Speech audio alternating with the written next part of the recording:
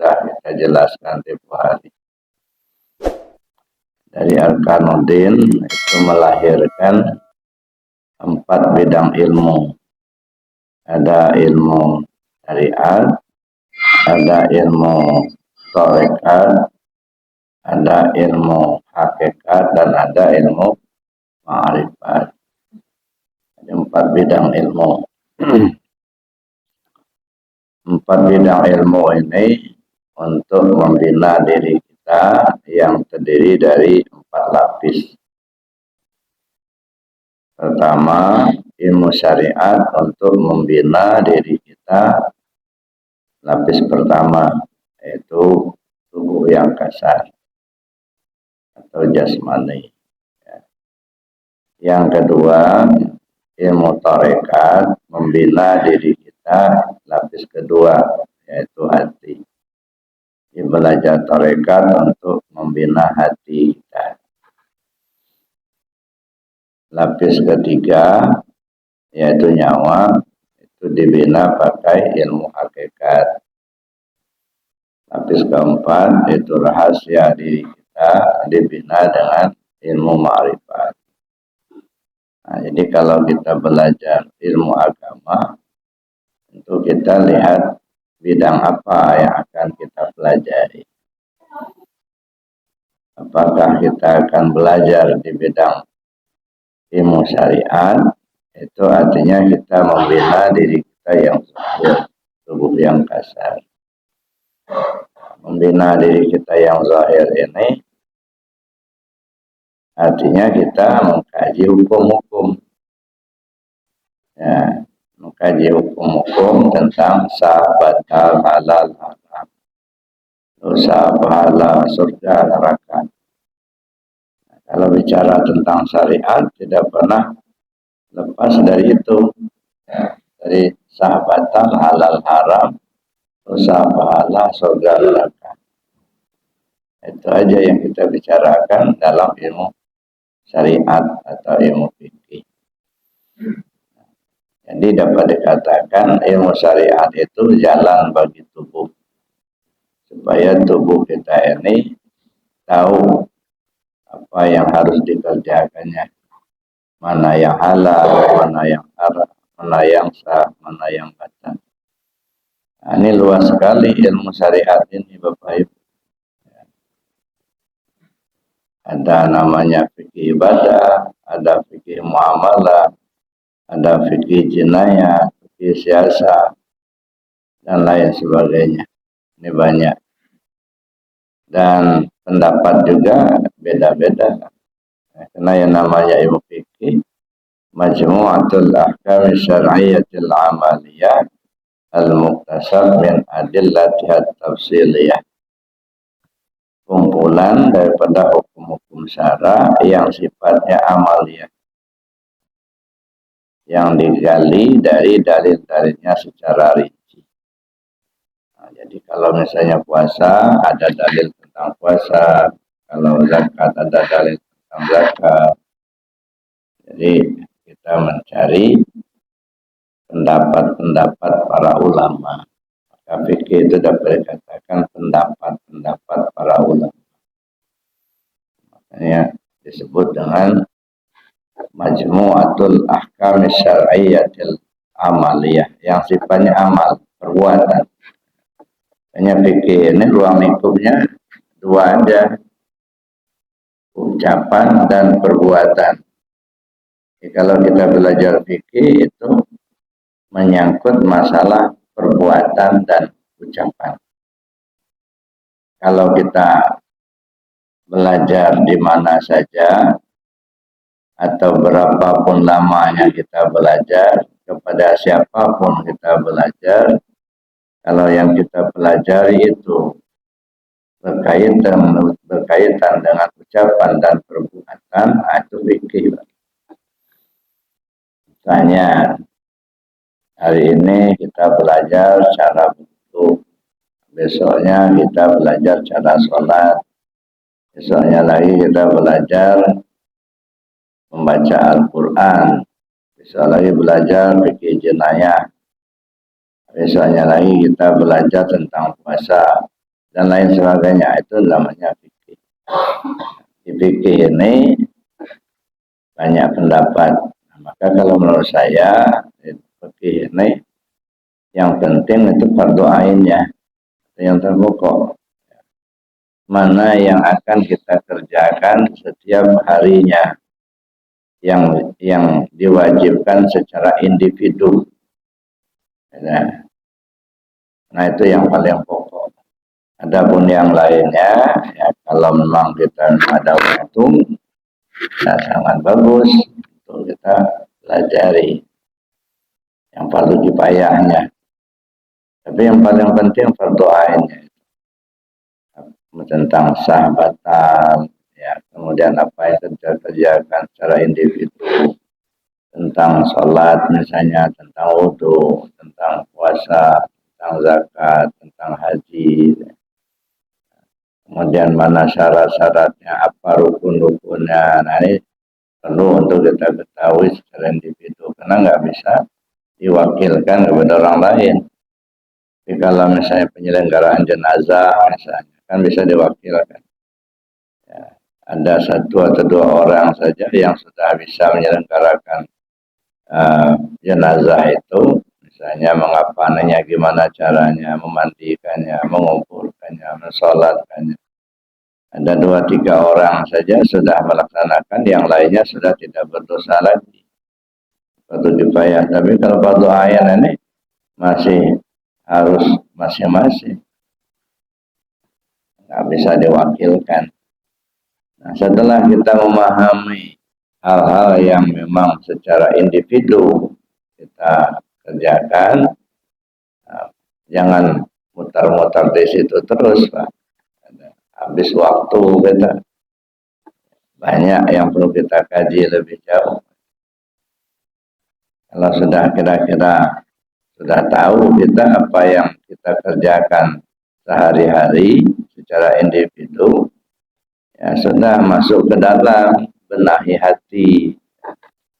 Jangan muter di situ terus itu. Bertahun-tahun kita ngaji, tapi ya muter-muter di fikih, di syariat terus itu. Nah, sehingga yang lainnya kita tertinggal. Makanya kita masuk kepada pembenahan hati. Kalau tadi pembenahan tubuh, gimana tubuh ini supaya selamat ya. Begitu sudah selesai tadi, nah masuk ke dalam benahi hati. Cara membenah hati itu pakai ilmu tarekat. Ya. Nah, belajar tarekat, artinya belajar zikir. Ya, belajar zikir. Bagaimana cara kita melaksanakan zikir. Nah, zikir ini Bapak Ibu, nanti kan ketemu, nanti ada zikir syariat, ada zikir tarekat, ada zikir hakikat, ada zikir ma'rifat. Sekarang kita benahi hati kita ini lewat zikir syariat, zikir tarekat dulu. Nah, zikir tarekat itu artinya gimana supaya diingat ke Allah. Ya. Tujuan zikir itu untuk membersihkan hati. Karena hati kita ini tidak ubahnya seperti kebun. Kita tanam cengkeh, yang tumbuh di kebun kita bukan hanya cengkeh. Alang-alang itu tumbuh, rumput-rumput berduri itu tumbuh juga, yang kita tidak butuhkan tumbuh juga dia, walaupun kita tidak tanam. Nah, tanaman liar namanya. Nah, kalau tanaman liarnya itu lebih subur daripada tanaman cengkehnya, alamat cengkehnya itu bakal mati. Misalnya alang-alangnya tinggi, alang-alangnya sudah tinggi, ya, cengkehnya sampai nggak kelihatan. Lalu ada orang lewat, misalnya, aduh Pak, ini alang-alangnya kalau dibiarkan ini mati cengkehnya nanti. Oh iya, makasih. Datang lagi satu, waduh, ini alang-alangnya udah tinggi benar ini Pak. Kalau dibiarkan mati cengkeh nanti. Oh ya, itu informasi Pak. Ribuan orang ngomong, Ini kalau alang-alangnya dibiarkan bisa mati, tapi kalau kita tidak ada aksi, tetap saja itu alang-alangnya subur. Cengkehnya bisa mati benar itu. Nah, kenapa? Karena ada informasi tapi tidak ada aksi. Nah, begitulah hati kita ini. Dari TK kita dulu sudah dapat informasi, kata ibu guru tidak boleh iri dengki sama orang lain. Ayah bu masuk kepada SD kita, ibu guru, pak guru bilang tidak boleh iri dengki sama orang lain. Ya pak, ya bu. Masuk SMP juga begitu, masuk SMA begitu. Di perguruan tinggi dosen ngomong jangan iri sama orang lain.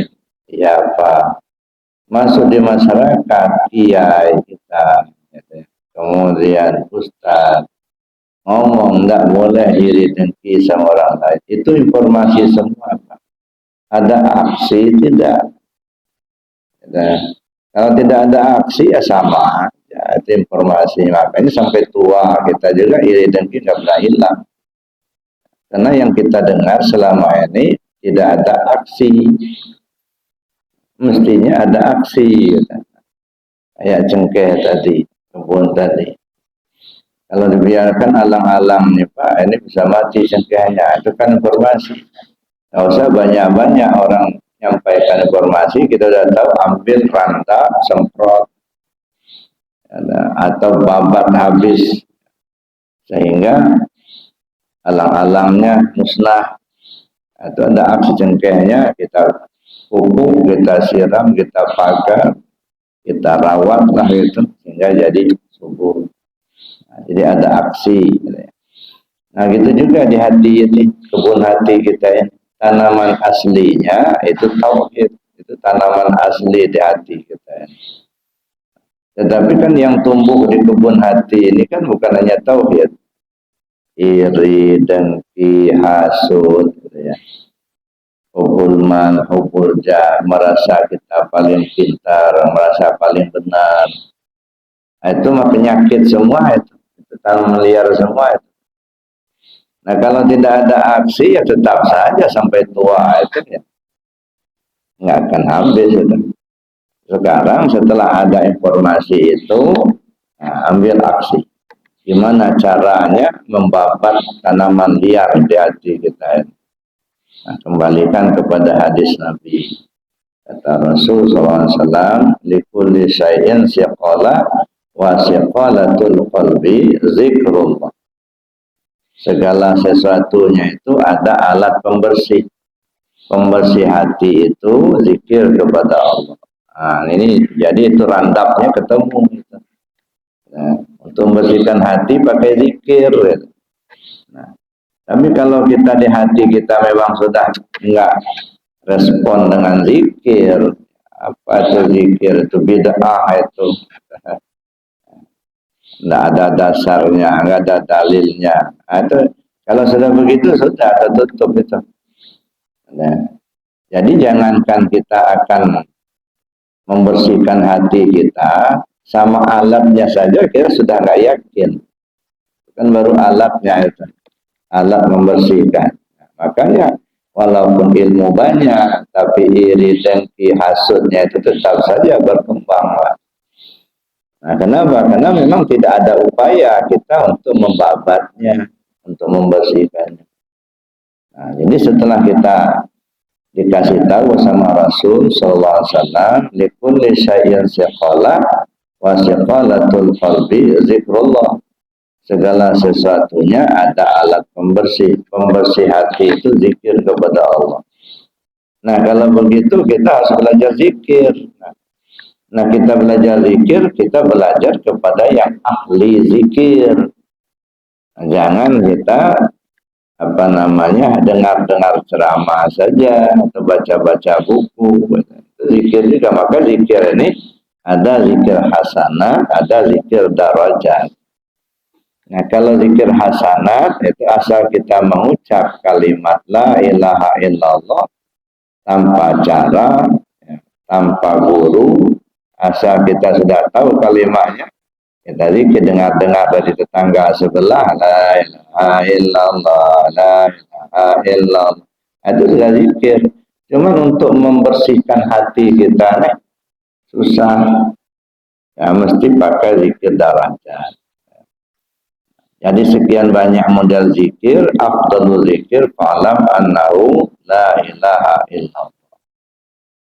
Salat zikir, puasa zikir, zakat zikir, haji zikir, baca Quran zikir. Kayak tadi kita sudah salat itu zikir. Tapi dari sekian banyak model zikir, afdalul zikir fa'lam annahu la ilaha illallah. Nah, zikir yang paling afdal itu la ilaha illallah. Zikir yang paling afdal, paling cepat membersihkan hati. Ya. Paling besar pahalanya, paling gampang mengamalkannya. Zikir la ilaha illallah. Tetapi kemudian ketika kita akan mengamalkan itu, nah kita perlu belajar dulu. Belajar bagaimana cara mengamalkan zikir la ilaha illallah itu. Karena kata Allah dalam Al-Quran, fa'lam annahu la ilaha illallah. Ketahuilah bahwa zikir yang paling agung itu adalah la ilaha illallah. Nah, kalau ketahuilah, itu berarti kita berilmulah. Berilmulah dulu dengan zikir itu. Enggak serta-merta kita mengucap la ilaha lalu dapat afdalnya. Kalimat zikir yang terafdal itu la ilaha illallah. Tapi kita mendapatkan afdalnya setelah fa'lam, ketahuilah. Nah, kalau sudah ketahuilah, artinya berilmulah kamu tentang la ilaha illallah itu. Nah, kalau kita berilmu tentang la ilaha illallah, ilmu apa? Ya. Karena dalam Islam itu kita mengenal 4 bidang ilmu tadi, yaitu syariat, tarekat, hakikat, ma'rifat. Maka kita berilmu tentang la ilaha illallah dalam ilmu syariat. Satu. Berilmu tentang la ilaha illallah dalam ilmu tarekat. Berilmu tentang la ilaha illallah dalam ilmu hakikat. Dan berilmu kita tentang la ilaha illallah dalam ilmu ma'rifat. Nah, ini yang harus kita cari, kita kejar. Nah, bagaimana hati kita akan bersih kalau kita tidak punya ilmunya? Kita membabat alat, tapi nggak ada alatnya. Gitu. Jadi tentu kita cari ilmunya. Bagaimana zikir la ilaha dengan ilmu syariat? Nah, dalam ilmu syariat kita perlu tahu bagaimana makharijul hurufnya, mana yang huruf besar, mana yang huruf kecil, bagaimana dengan panjang pendeknya, itu kita tentu harus kita ketahui. Banyak juga kan kita dengar itu bukan berarti menyalahkan, tapi kalau menurut saya ya tidak sesuai dengan ilmu syariatnya. Misalnya la ilaha illallah, la ilaha illallah, la i, sedangkan lam itu panjang, lam alif, la ilaha illallah. Ini enggak kita zikirnya la ilaha illallah, la i, itu tidak sesuai dengan ilmu tajwidnya atau ilmu syariat. Karena ilmu tajwid itu bagian dari ilmu syariat. Kalau saya katakan ilmu syariat. Itu satu ya. Setelah kita tahu dalam ilmu syariat bagaimana cara kita berzikir, ya barulah benar zikirnya.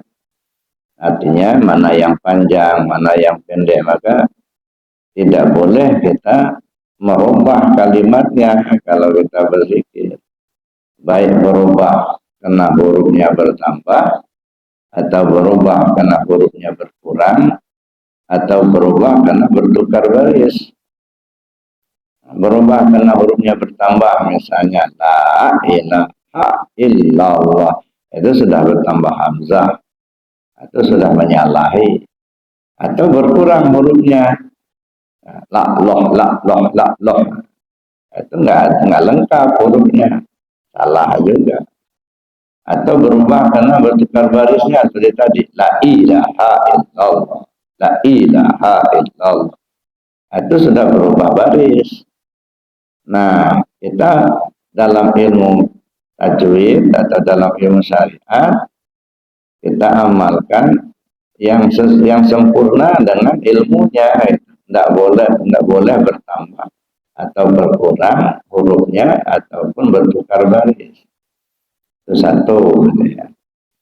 Nah, kemudian yang kedua harus kita tahu la ilaha illallah dalam ilmu tarekat.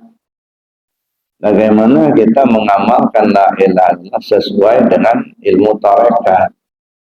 Bagaimana ilmu tarekat? Yang pertama, bersesuaian dengan syariat. Jadi apa yang kita amalkan zikirnya sesuai dengan ilmu syariat, sesuai dengan Al-Quran dan Sunnah lah. Yang kedua, guru yang mengajarkan zikir itu memang punya kapasitas untuk mengajarkan. Artinya mendapat ijazah dari gurunya untuk mengajarkan. Jadi tidak semua orang ya yang tahu kalimat itu lalu kemudian kita belajar sama yang bersangkutan. Nah, nanti sanadnya tidak tersambung.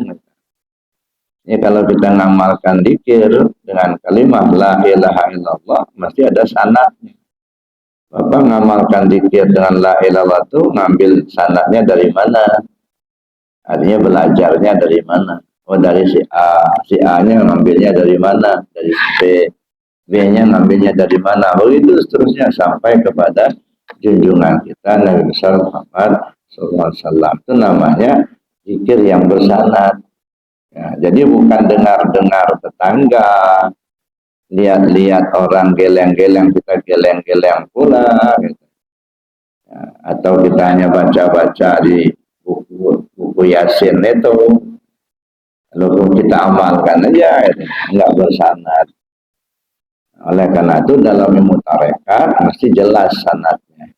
Kita mengambil dari orang yang memang punya kapasitas untuk mengajar. Nah, tidak semua ustadz, jangan mentang-mentang dia sudah sekian tahun di Mesir atau di Arab sana, fasih bahasa Arabnya, lalu kita yakin aja kita belajar aja sama dia. Atau kita misalnya melihat dia sudah doktor, profesor, gitu. Nah, itu yang kita lihat. Yang kita lihat itu orangnya ini memang punya ijazah dari gurunya untuk mengajarkan itu apa tidak. Itu namanya kita melihat belajar ilmu la ilaha illallah dalam ilmu tarekat. Nah, kemudian ketika kita belajar ilmu tarekat itu tentu kita diajarkan metodenya. Ada yang bergerak badannya, ya kenapa harus bergerak, bagaimana arahnya, kan? Nah, tidak hanya sekedar bergerak, ada maksud. Nah, kemudian kita lihat lagi dalam ilmu tarekat itu, ya apa namanya, tarekat yang kita pelajari itu mu'tabaroh apa tidak. Nah, tarekat yang mu'tabaroh itu artinya tarekat yang bersesuaian dengan Al-Quran dan Sunnah. Jadi dia bukan hanya bukan rekayasa, maksud saya bukan rekayasa dari seseorang, tetapi betul-betul dia ya tarekat yang kita pelajari itu bersesuaian dengan Al-Quran dan Sunnah. Dan ada juga yang mengamalkan zikir la ilaha illallah tapi tidak bersesuaian dengan Al-Quran dan Sunnah. Contohnya ada orang zikir dengan la ilaha illallah tapi telanjang bulat mengelilingi sumur tua. Dulu kan pernah ada cerita itu. Nah, sekelompok orang ya dalam pengajian ya setelah jam 12 malam zikir mengelilingi sumur tua di rumahnya lalu telanjang bulat. Nah, ini sudah nggak benar.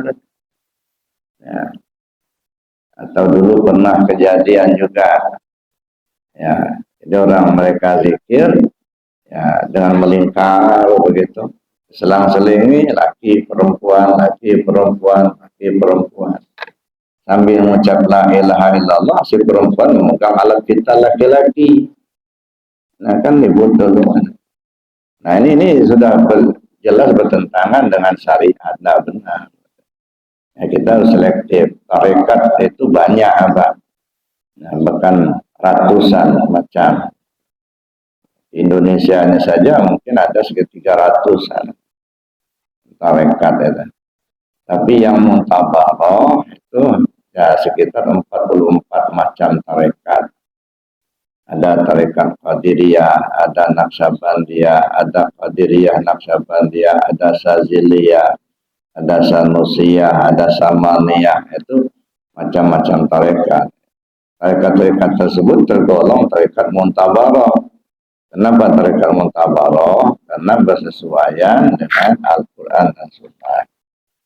Nah, ini kalau kita belajar tarekat. Jadi tidak sembarangan kita ya mempelajari tarekat itu. Kita lihat dulu orangnya terlebih dahulu, kapasitasnya, memang ada ijazah dari guru yang untuk mengajarkannya apa tidak.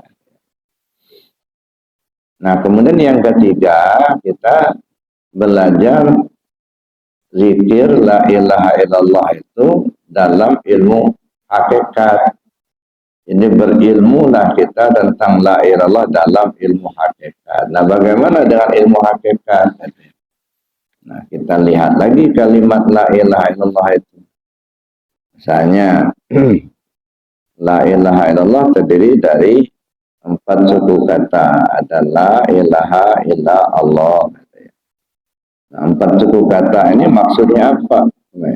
Kemana arahnya? Maka arahnya ya untuk menghimpun sifat yang 20. Ya.